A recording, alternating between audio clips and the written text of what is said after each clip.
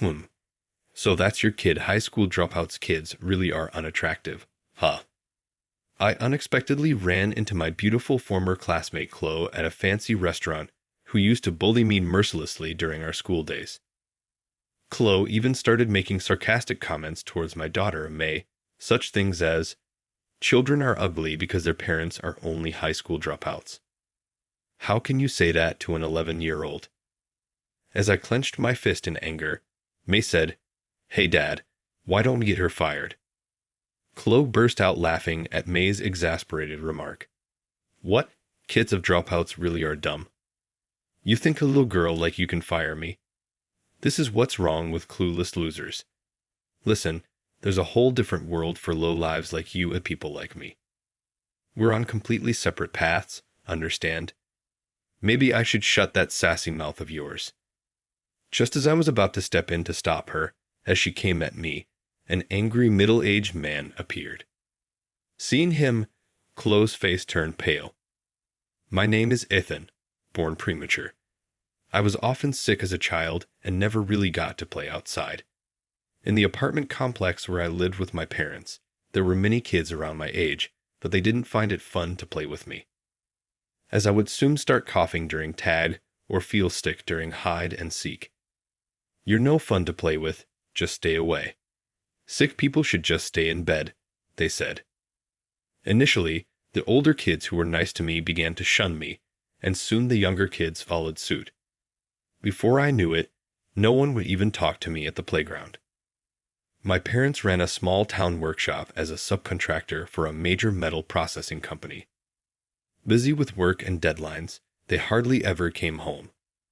Morning or night, I spent my days alone at home, reading borrowed books, listening to the cheerful laughter outside the window. I always felt lonely, with a gaping hole in my heart. "Sorry, Ethan." My mother would apologize nonstop whenever she came home late from work. "We named you Ethan, hoping that just like the name, you'll be wise and skillful. That'll bring you success in life." I often stroked my mother's thin back as she cried, trying to hold back her overworked body, as worn out as mine. "Once you start going to school, you'll surely make good friends. Just a little more patience," holding on to that sliver of hope. I entered elementary school, like my mother said. I might be able to make friends too. At first, I seriously believed that.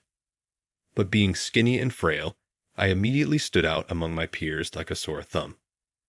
I was tall and thin, wearing loose hand-me-downs from relatives. My pencils and notebooks all mismatched and awkward leftovers from the factory. That kid's weird, like an alien just walking down the hall. I would hear endless whispers about me being malnourished and dirty. If I let my guard down, my shoes and gym clothes would end up in the trash, covered in dust from cleaning. I'd wash them off at the tab, quietly take them home in a plastic bag, humiliated and frustrated. I cried silently under the covers. How's school? Having fun. My father was a quiet man. He'd sometimes stay overnight at the factory during busy periods, often not coming home. However, when we meet face to face, he asks about how school is going. "Your dad had asthma too when he was younger. He's really worried about you," my mom would say. "I didn't know that. He always tells me not to tell you." Her eyes playfully shadowed with dark circles. Seeing her worn out from fatigue made my heart burn. Despite their own exhaustion, they always put my well-being first. I couldn't bear to let them know I was being bullied at school. And so, without seeking help from anyone, my lonely years of elementary and middle school ended. Then came spring, and with it high school. I secretly hoped the harassment would lessen in high school, but that hope was in vain, as the bullying intensified. Apparently, someone from my older school had spread rumors about me in the new class.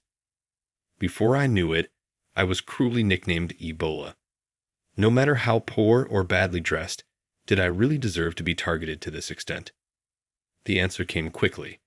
The main culprit who was bullying me was a girl with an amazingly beautiful appearance. Her name was Chloe. Her father, the CEO of a major metal material manufacturer, ensured she always wore the latest fashion, and charmed everyone with her idol-like smile. But her true nature was terrifying, and even the head teacher couldn't stand up to her. Her parents also chaired the Parent-Teacher Association. She was at the very top of the school's social hierarchy.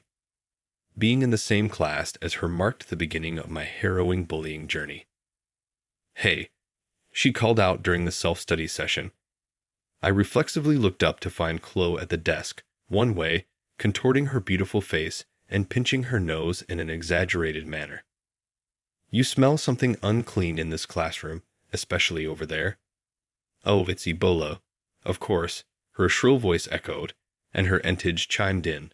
The classroom, previously abuzz, fell silent, all eyes on me. "Didn't you hear? She's saying the classroom smells like germs because of you, Ebola. It's a nuisance, so could you stop breathing?" "Ah, I'm sorry," I muttered, cowering under the stares and mockery. The classroom was like a gas chamber for me, enduring harsh words and false accusations. Apologizing until they were satisfied became my daily routine. Afraid of their stares, I walked with my head down and back hunched, but I kept going to school because of my parents. Both of them worked tirelessly, day and night, and if there were defective products or sudden deadline changes, they would be woken up even from a nap to handle complaints. Seeing my respected parents bow their heads to unreasonable demands was unbearable. I didn't want to be like that. If I, their son, lost my pride, I feared my beloved family's smiles would truly disappear. If I'm poor not only materialistically, but also spiritually, I would have nothing left. That's what I thought, but every time I apologized for giving in to her heartless words, her heart wore thinner and thinner. I began to suffer from insomnia, and my stomach ached every morning before school. My autonomic nervous system went haywire, and I fell seriously ill, leading to a long hospital stay. I felt guilty for using my health as an excuse to escape the bullying, but I had no other choice. I stopped going to school and gave up on the idea of college, instead starting to help with my parents' business. The factory desperately needed manpower. Starting with office work, I soon found myself carrying heavy loads and running around the premises until late at night, just like the other workers. I wanted to work hard and ease my family's burdens. Despite thinking like that, the harsh reality struck me hard. Being uneducated and naive as I was, the employees who I've known since the old days were warm like family, but even working myself to the brink of collapse, the monthly pay was minimal. With medical expenses, I even stopped going to the hospital. Thinking about the future made me anxious beyond words. I had neither education nor money to start anything new. After all, what was I going to achieve by studying now when I felt weak? The scornful faces of the kids from the apartment complex, Chloe, and my classmates would flash before my eyes, dragging along the chain like anxiety. I kept myself busy without thought. Then, while I was checking the deadline for the next product, a sudden tearing pain shot through my chest. Suddenly, I felt a tearing pain in my chest. My body lost its strength and fell to the floor. My chest, it hurt so much, I couldn't breathe. I couldn't get any air, gasping for breath like a fish out of water. My mom screamed while holding me. "Someone please call an ambulance quickly." The diagnosis was pneumothorax due to overwork resulting from lack of sleep and hard labor late into the night. I had to undergo emergency surgery and was hospitalized. The doctor ordered a week's stay at the hospital. "You should take better care of your body," the family doctor I met for the first time in a while spoke with anger in his voice. I could see a few gray hairs on his receding hairline, indicating the time that had passed since my last hospitalization. His stern guidance was as fearsome as ever, but now I could feel the kindness behind it. After the morning checkup, I found myself in the hospital's courtyard. Next to the flower bed was a small bench that had been my favorite ever since I was a regular patient here as a kid. Despite being past noon, the courtyard was nearly empty, with just a book left on the bench. Someone must have forgotten it. As I opened the book to check the name, a familiar title caught my eye. It was a children's book I had read before. "You can borrow it if you want to read it. It's for kids, but it's quite interesting," said a crisp voice behind me. Turning around, I saw a young woman in a medical cap and hospital gown. That was how I met my future wife, Sophia. 2 years older than me, Sophia had always been frail and found friends in books since her childhood. She was always seen with a different book each time we met. She said she remembered almost everything she read, so she preferred borrowing books to buying them. Her biggest problem, she said, was that the hospital library had run out of new books for her. Sophia's changing expressions easily didn't look frail at all. Except for a hospital gown, she was knowledgeable, quick-witted, and never bragged about it, which I found very attractive. According to the nurses, her cheerful nature made her like a beacon of light for the long-term patients, both young and old. "Well, so you're working at your parents' factory now, Ethan?" "Yeah, I didn't get to go to school. All work and no study at the factory." "So you mean you wish you had all the time?" "I have." No, I didn't mean." She gave her refreshing smile as I stumbled over my words. "Just kidding. Sorry. But I can kind of tell, you have that look of someone who wants to change but doesn't know how." Her honesty about my hidden fear made me break out in a cold sweat. That's quite perceptive. Well, when you're here for a long time, you kind of get it. Everyone's struggling with something. A cool breeze swept through the courtyard. She looked seriously at the swaying flowers in the flower bed. Living is my job." "Living is your job?"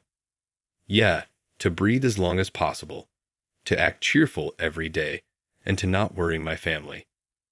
"Sophia, you too have something you were born to do, something that makes you feel. This is why I'm here, really. Yeah, after all, birds have the sky to fly in and fish have the ocean to swim in." "True, and you have your own path meant just for you. It might not seem like it now, but it's there. On the day of my discharge, I never thought I'd be the one to leave first." Sophia's expression was bright as she loaded her bags into the taxi. She looked so much better in a fresh blue dress, much more than the pale blue hospital gown. "I have other chronic conditions, so after a brief exchange, she said, I'm going back to college to catch up on my studies. It might take a while, but I've decided to see it through. What about you? Found something you want to do?" Her earnest eyes pressed me to share my true feelings. Honestly, I'm still not sure. I never really thought about what I wanted to do. As a moment of parting approached, words seemed to fail me, but there was something I desperately wanted to tell her. If I miss this moment, I will regret it till the day I die. It was the first time in my life that I felt that way. "Sophia, if there is a road for me and it really leads to anywhere, to a place of freedom, I want to walk next to you." When I finally finished my sentence and looked up at her, Sophia's eyes widened at me, and she looked like she couldn't believe it. "Why?" "I'm sick, and maybe it won't be long." "That's the same for me. You said there's always a way, so you have to take responsibility." "Responsibility? Huh. You've started saying that too." "Yeah, I think I've become like you." "That's nice to hear. Okay then, let's start as friends, please." Her hand gently clasped mine, with tears in her eyes and a smile like blooming flowers. Sophia laughed. That was the moment my life began to gain meaning. The first thing I did after being discharged was to thank my parents and everyone at the factory. They had all worked tirelessly to keep the factory running in my absence. A colleague sent messages to cheer me up whenever he found time. Another one brought my favorite snacks. I had been blind to the warmth in everyone's hearts, too busy wallowing in my own situation. I had to express my gratitude for their constant support. And I told them about the dream I had found during my hospital stay. Meeting Sophia gave me a dream. It might sound silly, but I finally found a path I wanted to pursue. I didn't care if anyone laughed.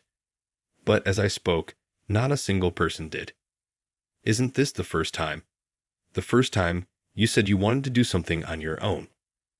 If there's anything you can do, just say it. We're like family now, right? With the understanding of my parents and coworkers, I decided to take the GED test. Whenever I had spare time, I studied and asked Sophia to teach me on scheduled days. When I didn't understand something, when I couldn't avoid working overtime, and it was almost time to leave, my colleagues encouraged me. You should go now. Today's your study day, right? Since the day I found my goal, I haven't had a single day to waste. Sophia's illness was still a constant battle of advances and setbacks.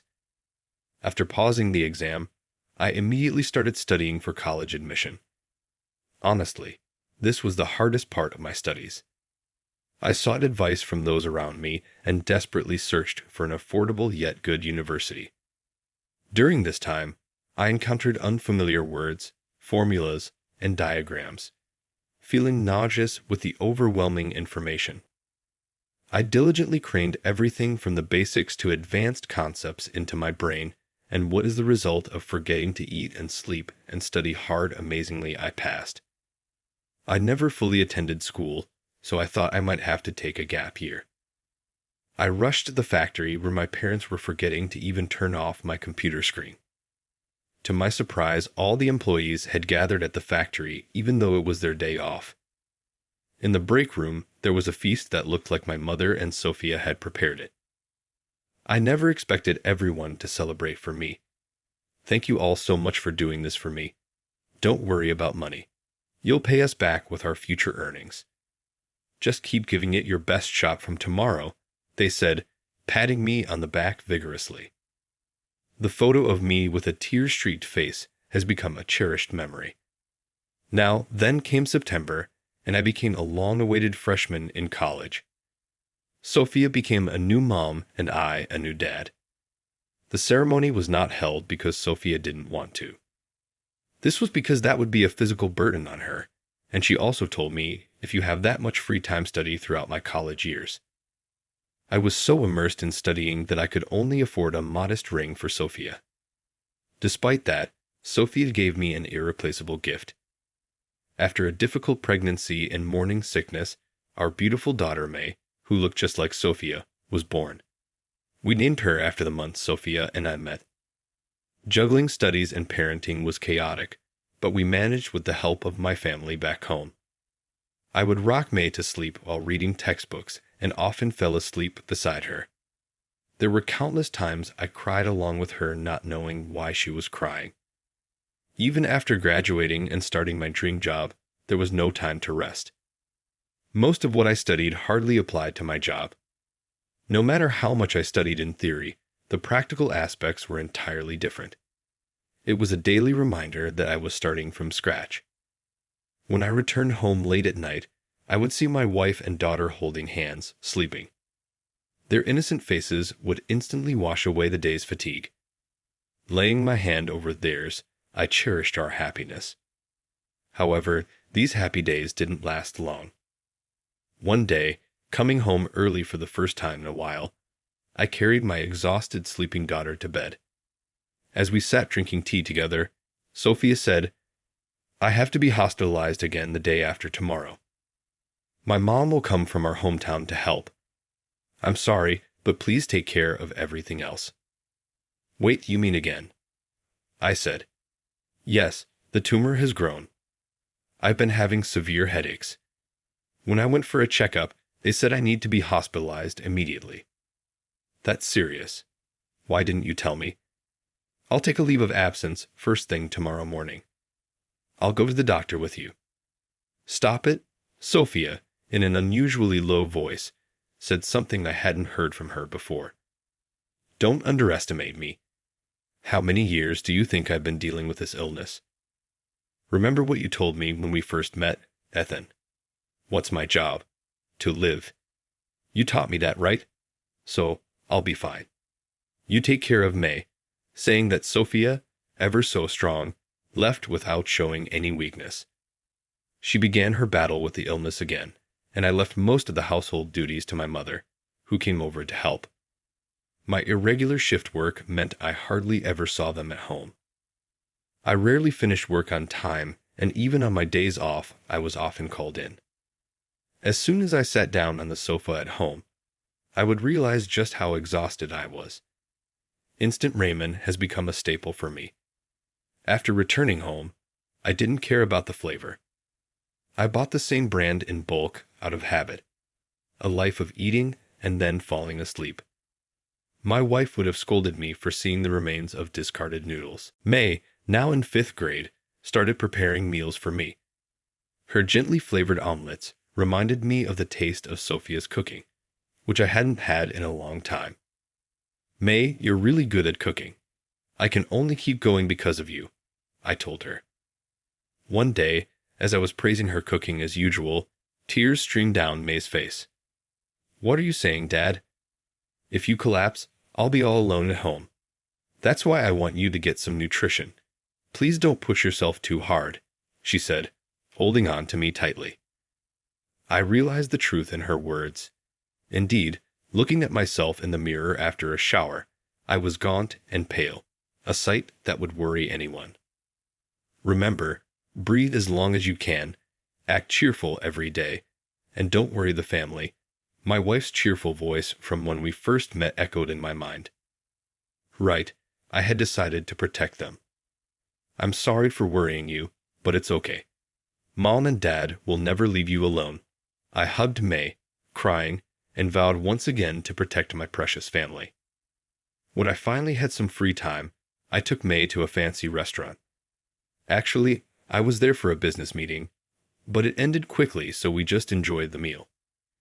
Even though we were more comfortable financially than before, formal settings were still unfamiliar to us. The served dishes, as reputed, were delicate and beautiful from the appetizers onwards, making May and I exchange smiles. If you eat such wonderful food, you might not want to eat at home anymore, huh, Dad? May said. No way. The food at home is the best for me, I replied. We had just left the restaurant, enjoying our blissful time when it happened. Oh my, I thought I recognized you. Aren't you Ethan? Suddenly, a shrill voice echoed through the quiet night street.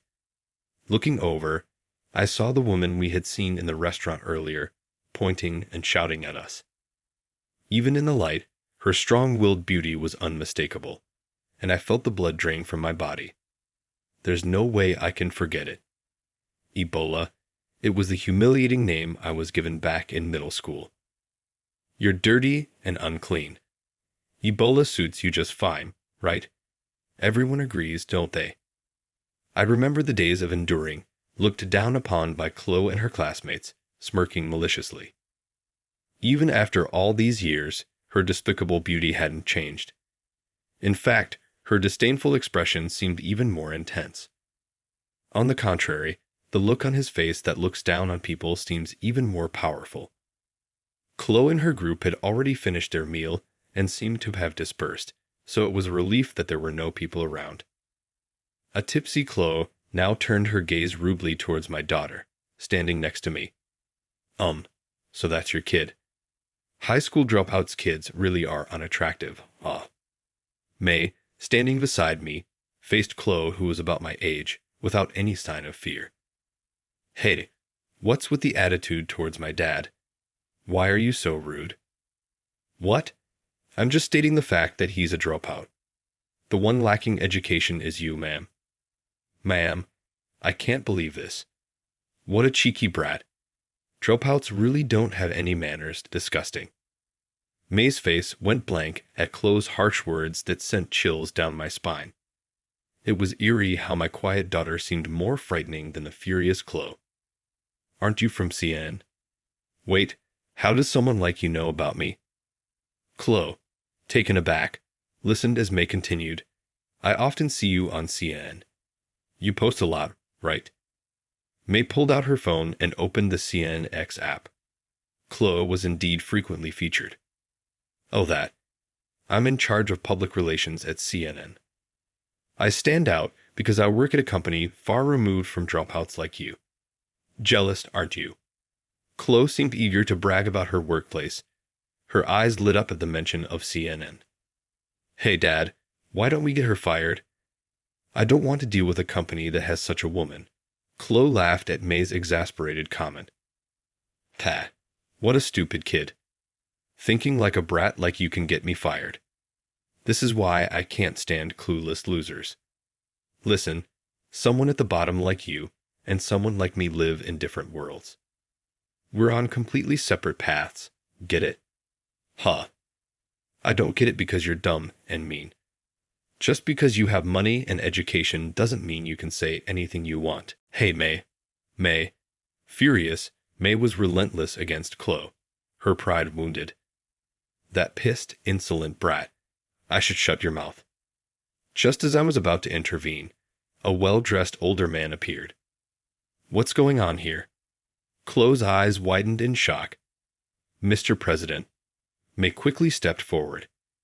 We were just having dinner with your company's president.